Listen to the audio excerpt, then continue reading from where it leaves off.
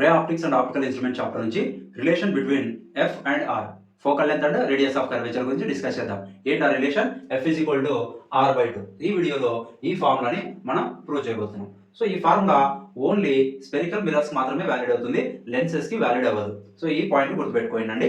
So ఈ ఫార్ములాని మనం prove చేయడం కోసం ఒక కాన్కేవ్ మిర్రర్ ని కన్సిడర్ చేసుకున్నాం. ఈ కాన్కేవ్ మిర్రర్ కి ఈ పాయింట్ ని పోల్ అనుకుందాం. Pole of the mirror, geometric centre కదా ఇది, geometric centre pole of the mirror. So ఇది ఫోకస్ అనుకుందాం. క్యాపిటల్ ఎఫ్ తో రిప్రజెంట్ చేస్తాం focus.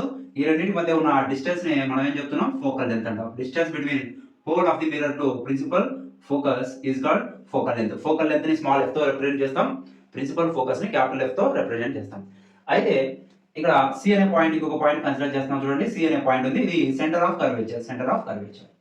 Okay, so centre of curvature కి పోల్ కి మధ్య ఉన్న distance, distance between pole of the mirror to centre of curvature, దీన్ని రేడియస్ ఆఫ్ కర్వేచర్ అంటాం. ఈ రెండింటికి ఉన్న రిలేషన్ గురించి మనం డిరైవ్ చేయబోతున్నాం. That is F is equal to r/2. అయితే దీన్ని ఈ ఫార్ములాని డిరైవ్ చేయడానికి మనం ఒక లైట్ రేని కన్సిడర్ చేసుకున్నాం. ఈ లైట్ రే ఆఫ్ లైట్ ఇది ఎలా ఇన్సిడెంట్ అయిందంటే మిర్రర్ మీద ప్రిన్సిపల్ యాక్సిస్ కి ప్యారలల్ గా ఇన్సిడెంట్ అయింది. ఏ పాయింట్ దగ్గర ఇన్సిడెంట్ అయింది? ఎం అనే పాయింట్ దగ్గర ఇన్సిడెంట్ అయింది అనుకున్నాం. ఏదైనా ray of light, light ray అనేది ప్రిన్సిపల్ యాక్సిస్ కి ప్యారలల్ గా ఇన్సిడెంట్ అవుతే రిఫ్లెక్ట్ అయిన తర్వాత ప్రిన్సిపల్ ఫోకస్ నుంచే వెళ్తుంది. ఈ పాయింట్ మనకు తెలుసు కదా, ప్రిన్సిపల్ ఫోకస్ నుంచి వెళ్ళింది. అయితే ఈ పాయింట్ దగ్గర ఇన్సిడెంట్ అయింది కదా, ఈ లైట్ రే పాయింట్ దగ్గర ఇన్సిడెంట్ అయింది. ఎంత యాంగిల్ తో ఇన్సిడెంట్ అయింది లేదా ఎంత యాంగిల్ తో రిఫ్లెక్ట్ అయింది? సో ఇలా angle of incidence, angle of reflection measure చేయాలంటే ఈ పాయింట్ దగ్గర మనం నార్మల్ డ్రా చేయాల్సి ఉంటుంది. ఓకేనా? మనకి ప్లేన్ సర్ఫేస్ గురించి తెలుసు కదా, ఇది ప్లేన్ సర్ఫేస్ మిర్రర్ అనుకుంటే ఇలా లైట్ ఇన్సిడెంట్ అయిందంటే ఎంత యాంగిల్ తో డేంజర్ తో ఇక్కడ నార్మల్ డ్రా చేస్తాం. ఇది యాంగిల్ ఆఫ్ ఇన్సిడెన్స్ I, ఇది యాంగిల్ ఆఫ్ రిఫ్లెక్షన్ R అని రాస్తాం. ఇక్కడ కూడా అలాగా నార్మల్ డ్రా చేయాలి. ఏ పాయింట్ దగ్గర? ఈ పాయింట్ దగ్గర నార్మల్ డ్రా చేస్తే నార్మల్ ఖచ్చితంగా సెంటర్ ఆఫ్ కర్వేచర్ నుంచి పాస్ అవుతుంది కదా. ఇది చూడండి, ఒక స్పియర్ ఉంది, స్పియర్ కి ఇది సెంటర్. ఏ పాయింట్ దగ్గర సరే నార్మల్ డ్రా చేయాలంటే ఏం చేస్తాము? ఫస్ట్ ఫర్ ఎగ్జాంపుల్ ఈ పాయింట్ దగ్గర నార్మల్ డ్రా చేయాలి. ఇలా టాంజెంట్ డ్రా చేసి టాంజెంట్ కి నార్మల్ డ్రా చేస్తాం, అది సెంటర్ నుంచి పాస్ అవుతుంది. ఈ పాయింట్ దగ్గర నార్మల్ డ్రా చేయాలి, దీనికి టాంజెంట్ డ్రా చేయాలి. ఫస్ట్ టాంజెంట్ డ్రా చేసి దానికి నార్మల్ డ్రా చేస్తే ఈ నార్మల్ సెంటర్ ఆఫ్ కర్వేచర్ నుంచి పాస్ అవుతుంది. లేదా ఈ పాయింట్ దగ్గర నార్మల్ డ్రా చేయాలి, టాంజెంట్ డ్రా చేయాలి ఫస్ట్, దీనికి నార్మల్ డ్రా చేస్తే సెంటర్ ఆఫ్ కర్వేచర్ నుంచి పాస్ అవుతుంది, సెంటర్ నుంచి పాస్ అవుతుంది. ఏదైనా కర్వ్డ్ సర్ఫేస్ దగ్గర టాంజెంట్ డ్రా చేసి దాన్ని నార్మల్ వేస్తే నార్మల్ ఖచ్చితంగా సెంటర్ నుంచి పాస్ అవుతుంది, గుర్తుపెట్టుకోండి. ఓకేనా? సో ఇది నార్మల్. ఈ నార్మల్ నుంచి ఇన్సిడెంట్ లైట్ కి యాంగిల్ ఆఫ్ ఇన్సిడెన్స్ అంటాం, యాంగిల్ ని. దీన్ని యాంగిల్ ఆఫ్ రిఫ్లెక్షన్ అంటాం. మనకు తెలుసు కదా, laws of reflection, angle of incidence is equal to angle of reflection. So these law of reflection valid for both plane surfaces and curved surfaces, రెండింటికి valid అవుతుంది ఇది.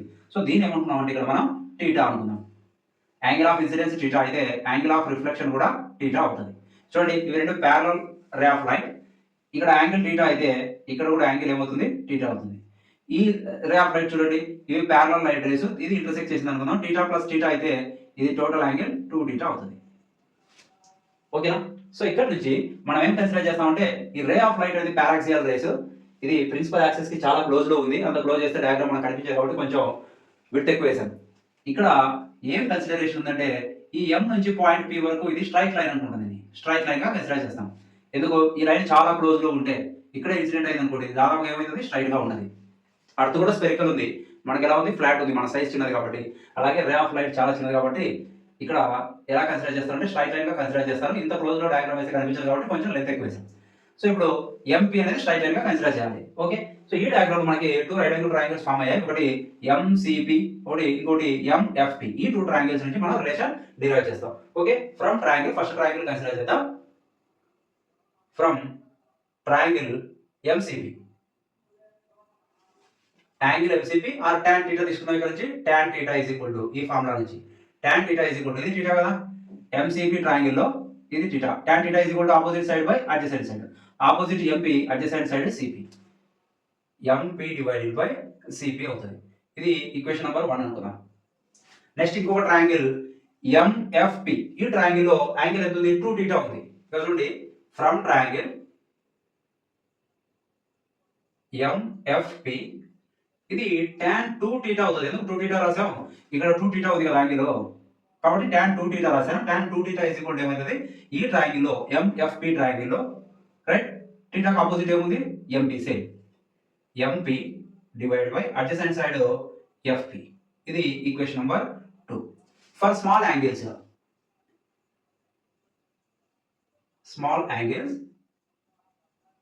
tan theta is approximately equal to theta. Theta value చాలా తక్కువ ఉంటే tan theta is equal to theta అవుతుంది. ఎందుకు ఇది చూడండి ఒకసారి. tan theta ఫార్ములా ఎలా రాస్తాం మనం మామూలుగా sin theta by cos theta. For example theta is equal to 0 అనుకున్నాం. tan 0 is equal to ఏమైంది sin 0 by cos 0 అవుతుంది. sin 0 0 by 1 is equal to 0. theta value 0 substitute చేస్తే tan theta వాల్యూ కూడా 0 నే వచ్చింది.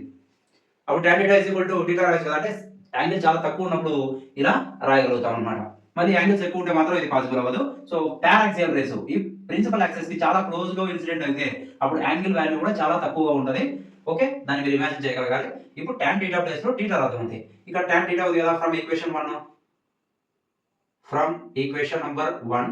tan theta ప్లేస్ లో ఎలా రాద్దాం theta రాద్దాం. theta is equal to ఎలా వస్తుంది mp divide by cp. Equation number 3 అనుకుందాం. ఈక్వేషన్ నెంబర్ 2 లో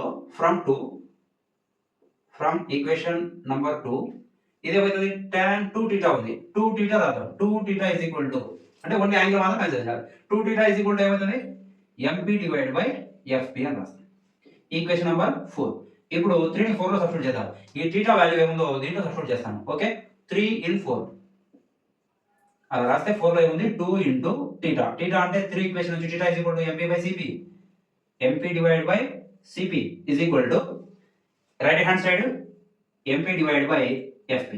both side mp cancel అవుతుందా. 2 divided by cp is equal to 1 divided by fp. ఇప్పుడు చూడండి డయాగ్రామ్. cp అంటే ఏంటి ఇక్కడ నుంచి ఇక్కడికి ఉన్న డిస్టెన్స్, దాన్ని మనం రేడియస్ ఆఫ్ కర్వేచర్ అనుకున్నాం.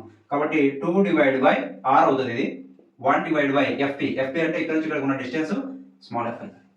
Okay, f is equal to రాద్దాం. ఇప్పుడు క్రాస్ మల్టిప్లికేషన్ రాసి చేస్తే సరిపోతుంది. 2f is equal to ఏమవుతుంది ఇక్కడ నుంచి క్రాస్ మల్టిప్లికేషన్ చేస్తే 2 into f. 2f is equal to r అవుతుంది, లేదా f is equal to r divided by 2 అవుతుంది. ఇది relation between focal length and radius of curvature for spherical mirrors. ఈ formula both concave mirror కి convex mirror కి రెండింటికి valid అవుతుంది. Lenses కి మాత్రం వ్యాలిడ్ అవ్వదు. కొన్ని న్యూమరికల్ ప్రాబ్లమ్స్ లో లెన్సెస్ కి అప్లై చేస్తారు. సో అది మిస్టేక్ అయ్యే ఛాన్సెస్ ఎక్కువ ఉన్నాయి. గుర్తుపెట్టుకోండి, మిర్రర్ కి మాత్రమే వ్యాలిడ్ అవుతాయి. Okay, thanks for watching.